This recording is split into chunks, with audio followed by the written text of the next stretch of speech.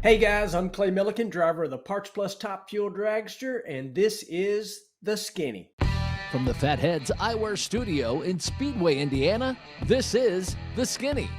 Brought to you by Toyota and General Tire. This segment of The Skinny is brought to you by Toyota. I'm excited about today's show here. We've got Rico back in the house with us. You've been gone for a couple of weeks there, my friend, out there traveling the NHRA circuit. Welcome back. Thank you. Yes, I've been out with our guest. Oh, that's right. Exactly. Speaking of NHRA, welcome to the Skinny, ladies and gentlemen. Ken Stout here, Rico Elmore. We've got the track dude, Michael Young, back there behind the controls, running everything. Thanks a lot to him as well. By the way, fresh off of a race weekend, his first race weekend of the year down there at the St. Pete GP. How'd that go for you, Mr. Michael Young? It was excellent. Let's talk about Southwest Airlines. Yeah, did you pick up any vouchers at Southwest? They're the best. I love Southwest. Rumor has it Michael Young picked up $900 in vouchers from Southwest because he took their option to change his flight. So, boom, ka-ching, ka-ching. Yeah, you wait until I tell Roger Penske you're getting docked. Great stuff. We've got a really good friend of mine on the show here today. And, you know, when we have these competitors, world-class competitors on this show, and boy, we've had no shortage of them, world-class athletes, their mental fortitude is really what separates them from the rest of us mere mortals, if you will. And this guy always has a smile on his face, absolutely a Southern gentleman, about the polar opposite of me whenever it comes to that. But he is the true definition of don't mistake kindness for weakness, because he is also one of the strongest, mentally, one of the strongest people I've ever met in my entire life. My good friend Clay Millican will join us here today on The Skinny. Welcome, brother. I tell you what, I'm glad to be here, and it's an honor. I mean, you got Ken Stout and Rico. I mean, you can't get any better than that. This is going to be fun. I appreciate y'all asking me to come on. And he also knows how to flatter us very well. Yes. I'm glad he's only your good friend. I mean, but anyhow. So, hey, man, I want to I'm not trying to kick this thing off on a dark side, but we're coming up on 7 years now. The loss of your son. How is Clay Millican doing? How is your family doing? I know you think about him every single day. You know, whenever I talk about being one of the strongest people I've ever met mentally, that situation that you went through is just horrific for any parent, of course, but the way you handled it, absolutely class act, second to none. And I know it's not, my guess is not getting any easier. Can't imagine what you went through, but how are you doing? How's the family doing, my friend? Oh, I mean, we're doing good, but that is certainly one of those things, you know, they say time heals all wounds. That is not true. I mean, you simply learn to deal with it. And, you know, there are days, there are moments where, you know, it comes to the surface, and, you know, things probably hit me and Donna a lot different than they once did. But there's one thing we know, that, you know, his time here was done, his work here was done, and ours is not. And so what that means is we've got to go out and do all we can to help others, and do what it is that we got to complete, you know, in our time on this earth here. And you know what? That little dude had one heck of a quick 22-year run on here, did more than most people did in a long lifetime. And our work here is not done. And so we just got to keep striving. Yeah, and you know, one of the reasons I bring it up is because you're such a great example of how to handle it, how you did handle it, how you're currently handling it. And I think your words inspire so many other people that are going through the same situation, and maybe they think there's no light at the end of the tunnel, but people like you inspire and help more people than you would ever know. Well, I mean, you know, it's crazy, you know, how many people you meet at the races. And you know, even to this day, you know, I still have people come up and say, hey, you know, sorry to hear about your son. And, you know, a lot of times, I'll be honest, you know, I don't want to hear it, if it's, especially like if it's, you know, maybe race day and you're trying to, you know, kind of get in that zone and be ready to go racing. But I meet so many people that say, you know, they've had it happen to them. And the first thing I do is give them a hug and say, hey, you're part of a club that no parent should be a part of. And, you know, there's just like this bond there for people that have, been through what we're going through. And you just got to know that all of this has happened for a reason. We just don't know what the answer to it is right now. And the one thing I do know is, Dalton would have been horribly upset with me and Donna if we let that ruin our life. It affected our life. It changed the people that we are, and it changes everything that you do every day. But, the best thing you can do is to put a positive on it and move forward, and just make sure that you're doing all you can to help others, and do what you can to maybe help prevent, some parent going through what we went through.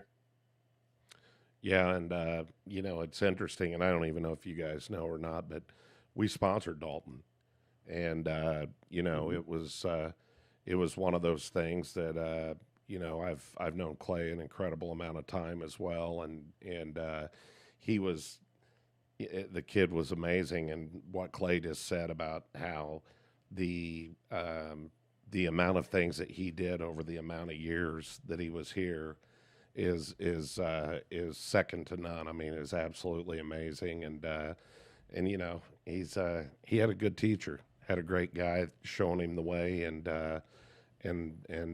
Clay Millican has always been one of my favorites, and teamed up with Doug Stringer, which how can you not love Stringer? As as a team, and to watch the magic that they put together, and to watch them slay the dragons, the big teams. It is unbelievable to watch what they do, and on the budget that they do it. I know a lot about it, a lot more than probably many do, just with my relationship with these guys. But I'm proud to call Clay a friend, and have for a long time, and yes, watching the way he dealt with everything, and him and his family, he was pretty much right back out there, and I think what I knew of Dalton, I think that's probably what he would have wanted you to do, right? Oh, 100%, no doubt about it. And, you mentioned Doug there. I know, Rico, you and Doug are very, very close, and y'all are actually involved together in the Jason Leffler Memorial Race, which is pretty cool. One of the biggest midget races there is in the country. And I know Fatheads and Rico have a whole lot to do with what's going on there. And, Doug and his friends have done a wonderful job, with the Jason Leffler Memorial Race. And if you've not ever been to that is one of those events that is a must go to. Yeah, it's pretty wild, and I think Stringer is as bad as I am, or I'm as bad as he is. But the day that I met Stringer was, he was running. I guess it was called Bush at the time, but I guess it's Xfinity today. But he was running that, and he had the Great Clips car, and again was running it on the shoestring budget, but was still getting things done. And I mean, I absolutely fell in love with the guy. Just an amazing individual, and again, he's another one that's got a not quite the smile Clay's got on his face all the time, but he's got a hell of a smile on his face, even when you're in the final round. And man, I was pulling for you guys, buddy. How did that feel? I tell you what, it was a absolute wild weekend. Basically started off Friday night. I mean, our freaking race car wouldn't even start. It's like, how does that happen? How does the race car not start? But we're in a battle for the last spot into the shootout, the call out, whatever, NHRA is calling that deal. And, we're trying to stay in front of Doug Coletta and Sean Langdon, and the car won't start. And everything just kind of like, holy moly, what else could go wrong? Well, what else can go wrong? We have our bottom end guy that has a family emergency. He has to leave and go home. So now we're short a guy, and we end up mixing our people up. And somehow, some way, we end up in the final round coming up a whopping 12 thou short of, leaving Phoenix with a Wally. It was a heck of a weekend. It's kind of crazy. We all have these racing stories of, this was bad, that was bad, this didn't go right, that didn't go right. And then the next thing you know, it turns into one of those weekends that after it's done and over with, and it was so stressful and so crazy, that it's like, man, that was pretty cool. Our supercharger guy was doing the bottom end. The driver guy was, helping take the superchargers apart, and the wind Uh-oh. lights just keep coming on. And, we ended up with, heck, we had basically the whole Antron Brown team over there helping us get ready for the final, including Antron himself, so, what was starting out as a very rough weekend turned into a pretty dang awesome weekend. Would have been a fantastic weekend if we were 13 thou better. Like I said, we lost by 12 thou. So heck of a weekend. Yeah, and so we just started our program with the NHRA where we provide the aerial coverage with the drone, and I was all the way down at the finish line, well, the old finish line, but I was down at the end of the track, and I'm on the radio calling back up to the starting line, and I'm saying, what's going on with Millican? I saw one car wasn't starting. I'm like, what's going on up there? What's going on up there? Because we're flying and we only have a certain amount of flight time, so we're sitting there, and Chad radioed back to me. He goes, Millican's car won't start, and so. And I hate seeing that. I mean, I hate seeing that for anyone, but I definitely hate seeing it for those guys. Just the friendship and caring about those guys as well as many others out there. But to watch how they turned it around, I did not know about your bottom end guy, so that's even crazier. But to watch it all go down, and you said Antron Brown's team jumping in, throwing down with you guys. That's really what the NHRA is about. You would never see that. I've seen it in sprint car racing. I'm sure there's other places.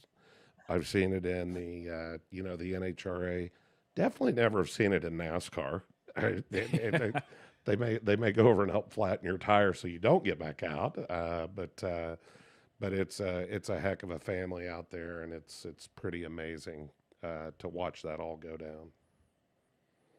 Yeah, I saw they had that on the broadcast where they'd mentioned that you had lost one of your guys there, and you could see Antron Brown's team mixed in there. And, I immediately, it was no surprise to me. I mean, that's just the camaraderie. I think that's camaraderie really behind the scenes of almost all racing for the most part. Given the opportunity, what racers want to do is race other people, and they want to race them at their best. They don't want to take the cheap shot and beat them while they're down. They want to say, no excuses here, man. I want to beat you straight up. So I know that those guys jumped in, but I couldn't help but think, because you guys are such a synced up system, every one of those teams, where everybody has their own specific job, and it's done a specific way for each team.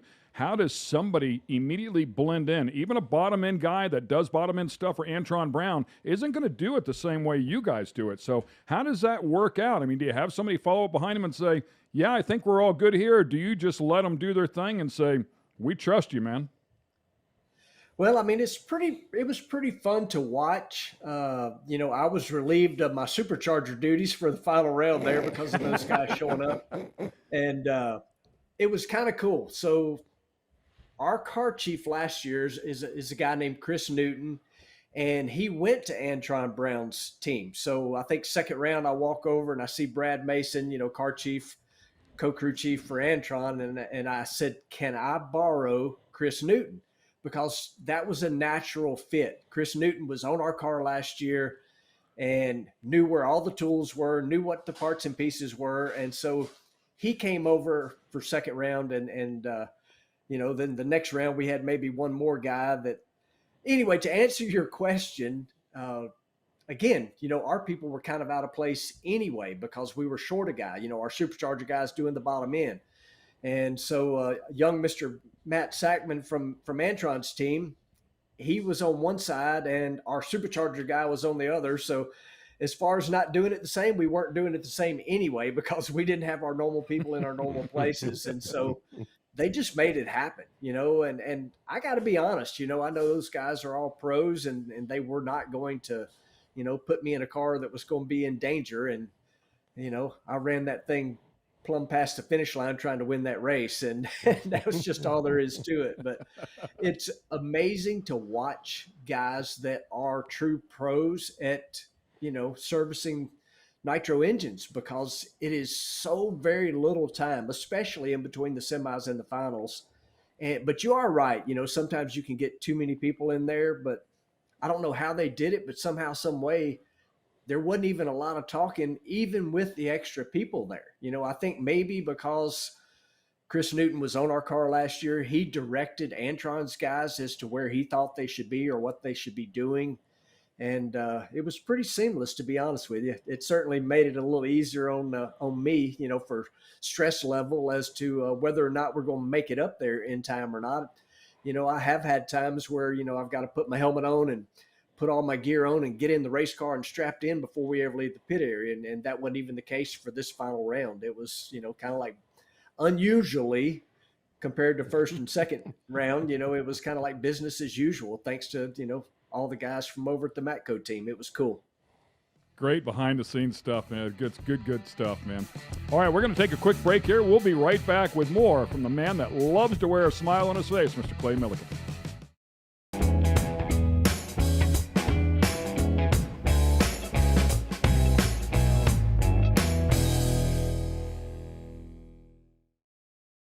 This segment of The Skinny is brought to you by General Tire. It's more than just a slogan. Anywhere is possible with General Tire.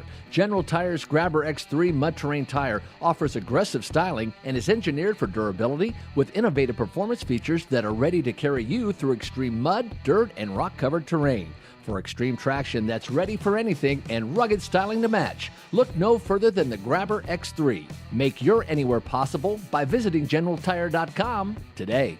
Welcome back to The Skinny. We have a great friend of this show, long time friend, Clay Millican, has joined us here from his home in Tennessee. We appreciate him taking the time here, fresh off of back-to-back weekends, really a three-peat weekend if you count the testing session.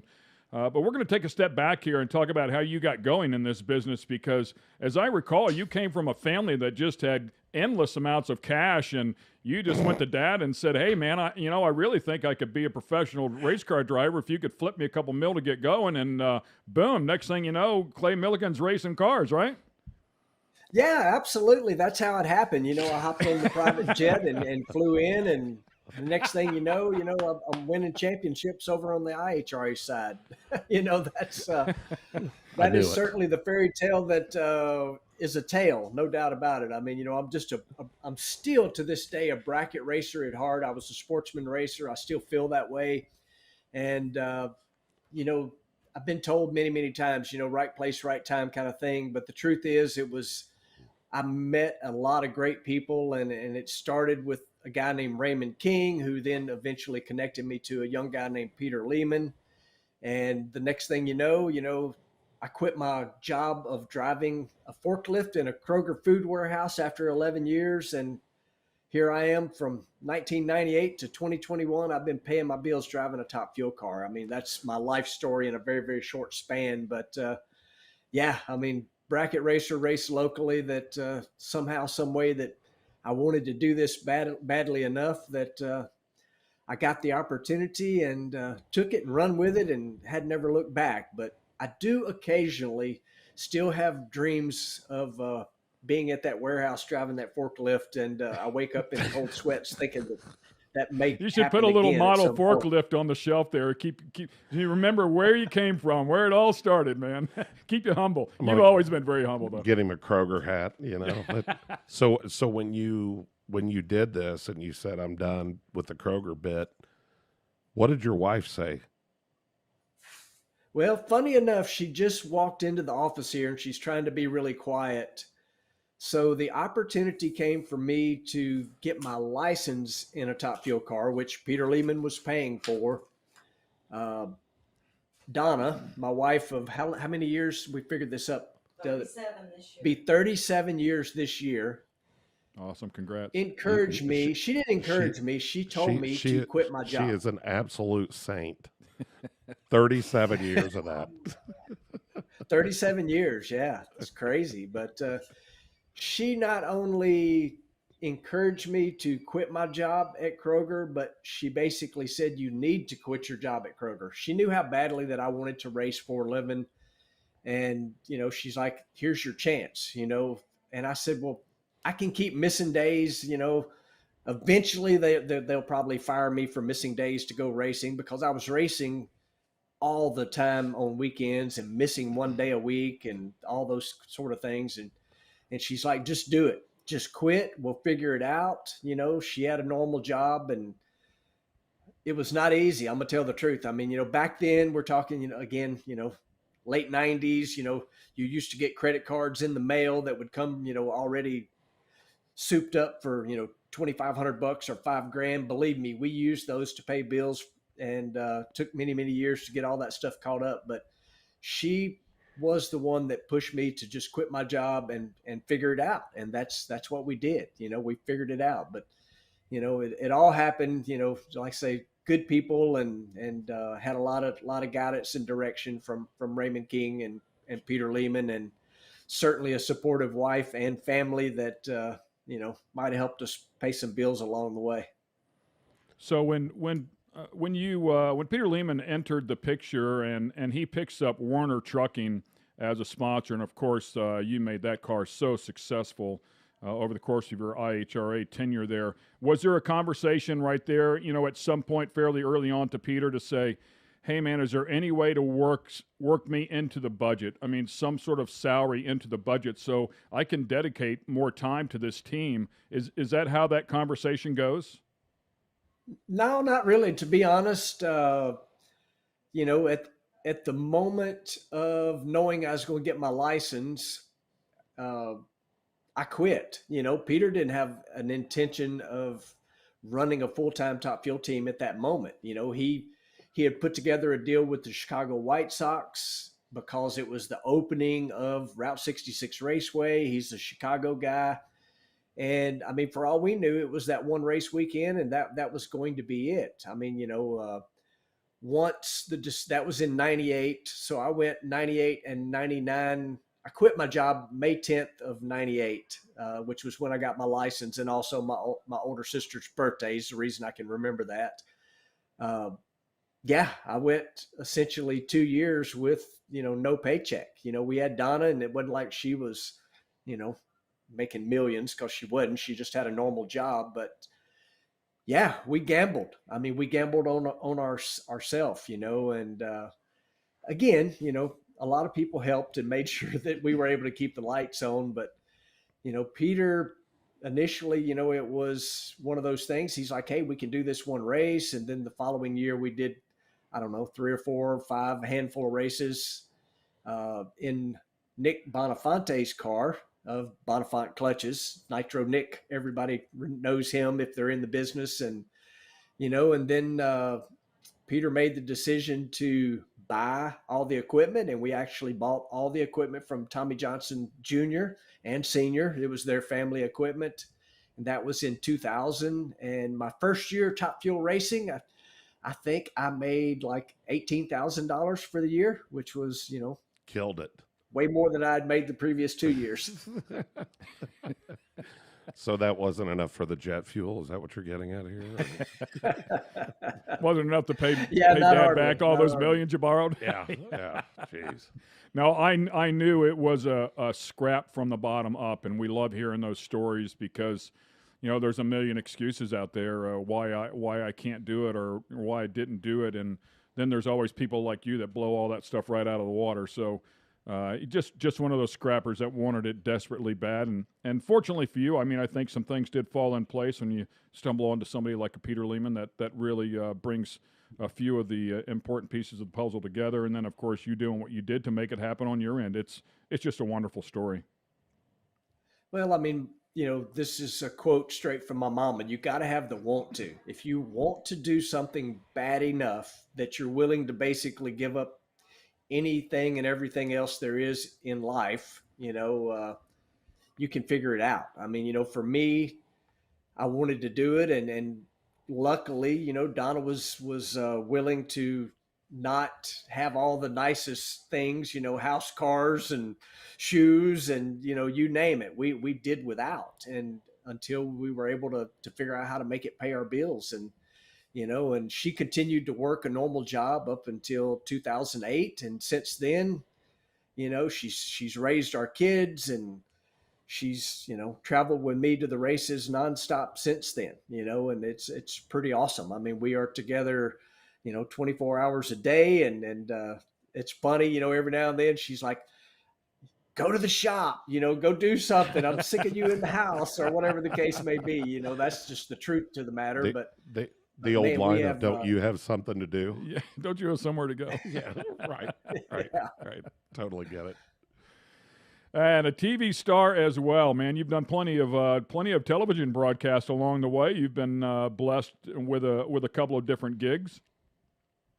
Yes, I mean, I really, really have. I mean, you and I've done a lot of cool stuff together. I did the Pinks All Out shows for a while. I did a couple of one show that was on MTV2 that was a lot of fun, where we took kids from Universal Technical Institute and had them build cars. And I did a show called Drag Race High, which was with high school kids, and I really, really enjoy that. And I now seem to have kind of turned that into the YouTube thing. You were talking a little bit earlier about behind the scenes kind of thing, and that's kind of what I've been doing with my YouTube channel, which is a lot of fun, and it's a high quality production, all done with this right here, the old iPhone. And but lots and lots of people are watching, and it's been so much fun to be able to kind of share everything going on. And I've been very fortunate in that Doug Stringer, which we talked about earlier, has not said a word about, man, you can't be in the lounge showing what's going on with the tune-up and that sort of thing. Now, I don't always show the screen, but if you go and watch what we're doing on YouTube, you are getting 100% behind the scenes what's going on with our race team. I think while we were on here, qualifying from Phoenix just popped up on the channel, and you can see my reaction and what I said when the freaking race car wouldn't start after Q1.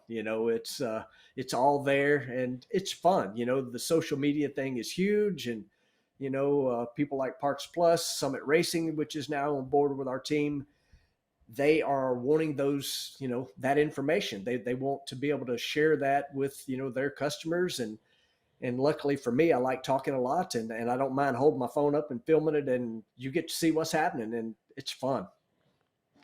Yeah. So tell me, and I may know the story briefly or partially, I should say. How did you and Stringer get hooked up? Well, so I met Doug Stringer through Lance Larson. Lance and he go back to the Jim Epler funny car days, because Doug actually was a crew guy on Jim Epler's funny car. Oh, wow. And the only way that Doug was able to work on the car was if he brought sponsorship, which is kind of funny that Mike Clover was the crew chief on that car.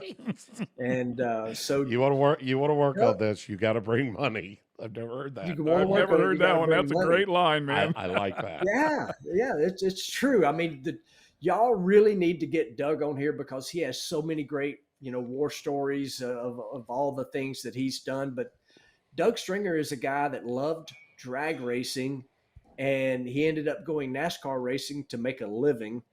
So back to your question, how did Doug and I meet? So Lance had introduced us, and Lance had let me know, hey, anything you see Great Clips, the Great Clips 38 car when Doug owned the Bush team, Casey Kane and the Hendricks Motorsports car, if you saw Great Clips, Doug Stringer was involved in that. So, I am the guy that, pays his bills with racing a race car that has sponsors on it. So Doug started getting lots of phone calls from a guy in Drummond's, Tennessee. You need to take Great Clips drag racing. And, man, I chased him forever and ever and ever. And it's crazy how it worked out. But he finally invited me to bring the race team to the Jason Leffler Memorial party that they have before the event. And I was driving for Dexter Tuttle at the time. And so it worked out that race was leading into a match race, the World Series of Drag Racing at Cordova. Doug's in Southern Illinois. So we took the race car by there, unloaded it, had it on display during his party. And that was the turning point for Doug, he said. He said, when those rigs rolled up his driveway and rolled it down his driveway, he knew he was going back drag racing. And that was kind of how it started. But I got to add this real quick. I know I'm running long here.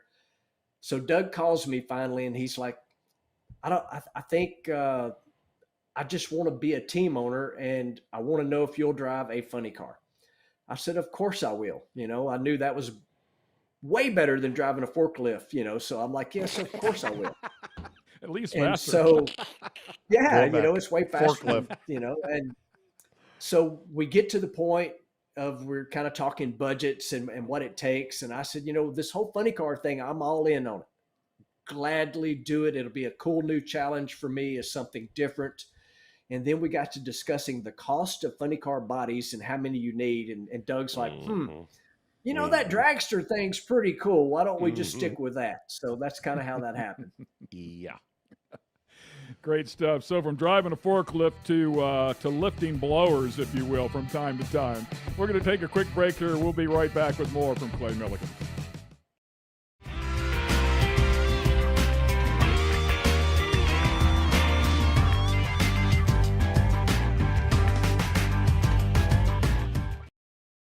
This segment of The Skinny is brought to you by Toyota. Once again, welcome back to The Skinny. We have Clay Millican on the show with us here today from his home in Tennessee. Ken Stout, Rico Elmer joins me here on the set. And I heard you, Clay, I heard you say before, I know I'm running long. Get rid of that internal clock as a broadcaster that's inside of your head. You can talk as long as you want on the show. That's why you're on the show. We want to hear you talk. We want to hear your side of it, man. Yeah. Nobody cares what we're talking about. I can remember being on headphones in a studio with you, Ken, and people in my ear going, "That's enough. Wrap it up. Wrap it up." So that kind of does happen to me from time to time, because I do get on a rambling roll. I may have had Ken Stout before tell me doing, like, come on, shorten it up, wrap it up. That's when we're under some time constraints. So.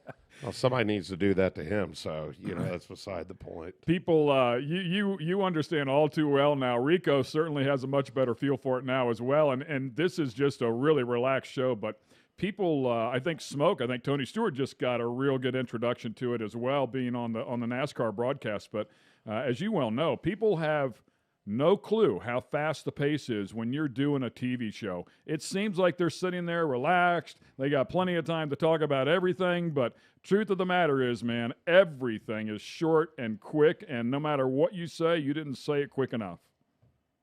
No, that's for sure. I'm like I say, I learned that, and man, I'm trying to think. I don't know how many shows you and I did together, but it was a lot. I don't even remember what studio we did that stuff in. Somewhere near Chicago. I can't even remember. Did we do them in Chicago? Because I did those also down in North Carolina for a while. I was doing some IHRA stuff in North Carolina. So bounced around. Yeah, I don't know either, but working together, I know for sure for a while there. It's funny that so we were at I think we were at Norwalk. Is that where you guys ran a lot, Clay? Yep. At Norwalk? Yep. Yeah. So we did. I was at Norwalk, and we were riding around on the golf cart, me and Dom Lagana. Okay. And he goes, "Go down this way, right down here, go down this way." I'm driving the golf cart down there. I'm like, where are we going? And he goes, "No, seriously, go right down here." He goes, "Stop right here." And I stopped. He says, "You see that right there?" He points over. I said, "Yeah." He said, "That was Clay Millican's pit. He was the only guy that had a concrete pad. Yep. The rest of us were in the dirt." I knew where you were going because Bill Bader, being Bill Bader, exactly. He created the thing saying, if you want a concrete pad, you can pour it and that'll be yours. And he gets the pits concreted by the racers. Yeah. Yeah. Exactly. And that was 100% Peter Lehman move right there, because every time we showed up at Norwalk, we were making a run to the the lumber yard and buying piles of plywood, because you can't work on a top fuel car in the grass. It's hard to do. And so Peter called Bill Sr. and said, "Hey, I want to pave my spot." And he's like, "You are not paving anything on my grass." Bill Sr., Bill Jr., same way. They love their grass there at Norwalk. And he's like, "Not happening. But you can pour a spot of concrete. You can do that." And something that'll last forever. Yeah. Yep. He hung up on him, called the concrete company right away. And so, yes, for many, many years, we had the only concrete spot. And I go and visit that every year myself. It's pretty cool to hear Dom took you over there to show you that because I still go visit it too because we won a lot of races off of that concrete spot right there. And that's exactly what he said. I mean, that was where he was going with it. He was like, Clay Millican wore people out off of that concrete pad right there, and it was just so cool to hear the story. And then, and I, of course, have seen you out at the track and completely space it, but I just thought that was so cool that that was what he was wanting to go look at. So. Let's talk a little bit about crazy. those magical IHRA years. In 2000, you finally go full-time racing. 2001, boy, you unleashed on everybody. 6 Top Fuel championships from '01 to 2006. 52 national event wins, 60 appearances in Top Fuel and final round over the course of those times. Nobody's surpassed that. By the way, these records will never be broken because, and in large part because of rule changes and just what has happened over the course of time. But it's unbelievable. You won 68% of all the races entered from 2001 to 2006. The only driver to advance to every final round in a single season. The most consecutive Top Fuel event wins at 10. The most consecutive round wins in all of Top Fuel racing with 30 consecutive wins. That's unbelievable. And the most wins in a season with 11. I mean, the list goes on and on and on. You'll retire the IHRA world record in Top Fuel at a lapse time of 4:48, 328 miles an hour. That's quarter mile, so we know that one won't be broken. What you guys did over there, nothing short of exceptional, my friend. I mean, you just continued to pound on those guys. That stuff, it don't even make sense. I bracket raced and sportsman raced enough to know that kind of stuff is really, really not supposed to happen. What we did was certainly, it was just a magical run, right people, right everything, and the rules fit our combination. The IHRA rules were pretty stiff, in that you could only run the supercharger at 25 over. It was just, I don't know. We had a magical combination. And the truth is, we were highly disappointed if we did not win the race, which is crazy to believe. And I got to tell this right quick. So, 2 of the guys that worked on that Werner car, one of them is named Justin Crossland. He worked with me for 11 years. We hired him right out of high school. Another guy named Chris Martin came from the same little town in Wenatchee, Washington. He worked with me for 10 years. Justin Crossland, when he started, he worked for 2 full race seasons as this fresh out of high school kid that we never went to the racetrack with him for 2 years that we didn't go to the final. Now, I'm not saying we won every one of them, but for 2 years straight, every race he went to, we went to the final. Destroyed these guys. You spoiled. That's what I was getting ready to say. Ruined that guy. Well, this story gets better with these 2. So when kind of my time came to an end with the team being based here in my little area of near Drummond's, Tennessee, those 2 guys went to work for somebody y'all may have heard of that's won a few races in the last few years, named Steve Torrance. So think about what those 2 guys have done. Wow. They went from what we did, essentially almost all of my IHRA stuff, and rolled right over to Steve Torrance.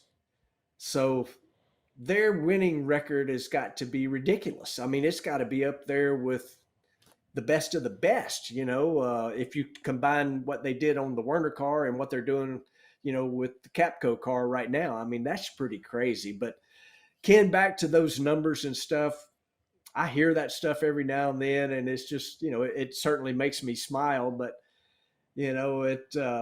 it's pretty cool. I have to tell the truth. I've got 36 of those trophies are in my living room, just because when we built this house that I live in, I had maybe a handful of them. And my best friend is who built my house.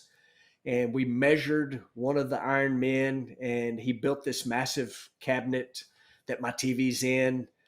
And I never thought ever that that cabinet would not hold all of them. That's just hard to believe. And I'm kind of embarrassed to say that the world championship trophies are actually, they're wrapped in plastic, but they're above me in the attic right now because uh, we run out of room. We built a cabinet that would hold 36 Iron Men, and we overflowed it. So that's a good problem. I got a question for you. I'm going to ask you something here because I lived this experience, and I'm curious if you've ever felt the same way. So over a course of a couple of years, my son had some great success, and I think it was 2010. He became the youngest champion in the Pirelli World Challenge Series at the time. I think it was 25 or 28 years old. So he just had an incredible run that season. It was his rookie year, most laps led, most cars passed. We won races where, like you said before, you just did things that we know now in racing just typically do not happen. I mean, somebody blew the end of the straightaway, blew the turn, hit him so hard they shot up over the top of the car, landed on top of the car, knocked him off the track, and he came back and somehow still managed a podium, at the end of the race. So it was just those types of, one of those seasons that went magical. And we had a couple of those years, and it got to the point where we're looking at it, and I'm thinking to myself, this is just too easy. I mean, we need to get up where there's more competition, or something needs to change here, because this isn't how racing is. It doesn't happen like this. This is just too easy. And then all of a sudden you get one of those years where the slightest little touch from a car cuts a tire down, and you're out on the first 2 laps of the race. And boom, it snowballs the other way. And you're like, you've got to be kidding me, man. We're better than this. I know we're better than this. So the question here is, was there ever a time in your career where you thought to yourself, man, this is just too easy. We need to change our game. And it's just because the racing gods have decided to smile on you, and things are coming really easy, but it is never easy. And boy, I'll tell you, that coin can flip the other way in a second. Oh, no question about it. Again, for me, I knew I had, gotten my butt kicked enough times sportsman racing, and so I knew what we were doing was magical. And I'm gonna kind of turn this into a little bit of something a little different, because people, even now still ask me, it's like, man, y'all were so dominant in IHRA. How come you can't do that in NHRA? Well, if you go back and look during, I don't know, just pick a year, 04, 05, whatever, when we were crushing everything in the IHRA, we were doing, a handful of races on the NHRA side of things while handicapping ourselves with the 25 over on the supercharger, because our job was racing the IHRA. Werner paid us to race in the IHRA. So we would go do the NHRA races and kind of look at that as testing. But we went to 3 consecutive final rounds one year on the NHRA side of things. Now, they were 3 runner-ups, but we were, kind of giving ourselves that challenge of one, handicapping ourselves at 25 over on the supercharger, and 2, racing, the larger series and still going over there and going rounds. I mean, I can't even remember. We raced Kenny Bernstein in one final, and I can now tell this story. And I really honestly haven't shared this a whole lot, but why not? Y'all are friends. It's just us watching this, right? Wink, wink. Oh, yeah. The truth of the matter is, and I'm not saying we did this because we didn't, but we had instructions straight from Mr. Greg Werner, president of Werner Enterprises, to never, ever, ever, under any circumstances, beat the Budweiser car. Werner Enterprises did about $500 million a year of business with the Budweiser. Hauling their beer. I was just getting ready to ask it. That's why it was. Yeah, That about is $500 million awesome. a year in business. Yeah. We did race the Budweiser car in the final. We did not on purpose smoke the tires, and that's the truth. We did not. We got beat by the Budweiser car. I think that was Houston. The following race was Bristol. Lost to the Army car in the final round, which at that point a lot of people were losing to that Alan Johnson tuned Army car. We smoked the tires and blew up, and Tony smoked the tires and blew up a little further down the racetrack than we did. And then we raced Corey Mack in the final in Atlanta. So that was, 3 runner-ups that we had while our job was racing the IHRA side of things. So, but what we did and what was going on in that time frame, was certainly unbelievable time and much appreciated. And I probably don't, think about that often enough to appreciate it. And I know I will one of these days. I don't have any intentions of quitting anytime soon, but those trophies that I was talking about upstairs, one of these days they'll come down and get unwrapped out of the plastic, and I'll kick back and wait on people to stop by the house and tell stories about them, I'm sure.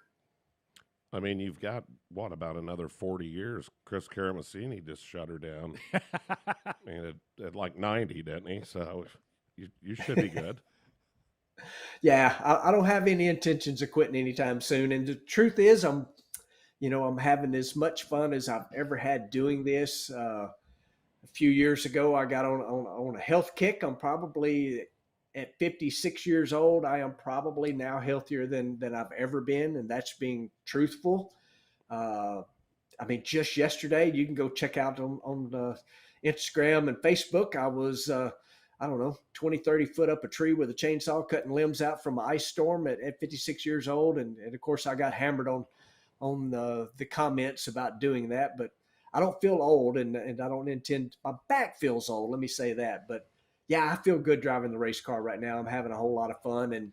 And now I feel like, I've done it for long enough that I can roll with the punches probably a little easier. The highs and lows, are not so dramatic anymore as they once were, and I love it. Awesome stuff, man. Well, we wish you the best of luck. Man, you've given us some great races over the course of your career, of course, and watching you scrap from the bottom and not only make it, but be very, very successful at it. Stepping up to run with the competitors at NHRA doesn't come any more difficult than that, and certainly have proven you're worthwhile to be in that league with the rest of those guys, fresh off that final round there just a few days ago at Phoenix, and certainly a worthy title contender, man. We wish you the absolute best, of course, going forward here in 2022, and thanks for taking the time, my friend. Well, I absolutely appreciate it. I was honored that y'all asked me to be a part of the show, and it doesn't get any better than sitting down with you two to tell war stories. And in this case, we're doing it for the world to see. And there's a lot of stories that get told that, maybe once I'm through driving, we'll tell some more of those.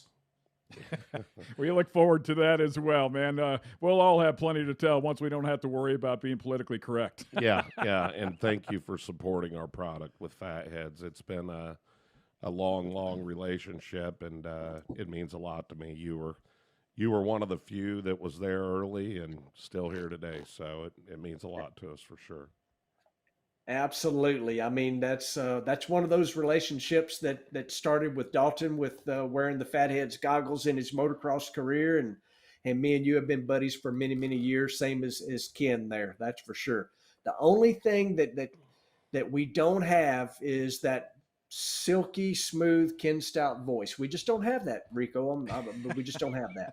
Killing me. I know. It's so. Rico's got some pipes on him, man, isn't it? Yeah. Listen. We can talk offline about a restaurant incident with he and I, and maybe a few too many beverages. And, we told them, we warned them, but they didn't listen. Pretty soon they pulled the curtain. Clearly. Nice shade, brother. Ladies and gentlemen, Clay Millican. Clay Millican, once again, thanks a lot, my friend. It's been a great time, and best of luck the rest of the year. Guys, thank you so much. Appreciate you letting me come on. Thanks for being with us here on The Skinny. This episode has been brought to you by Toyota and General Tire. For the latest in sunglasses, optical frames, accessories, and apparel, be sure to check out fatheads.com. That's Fatheads with a Z.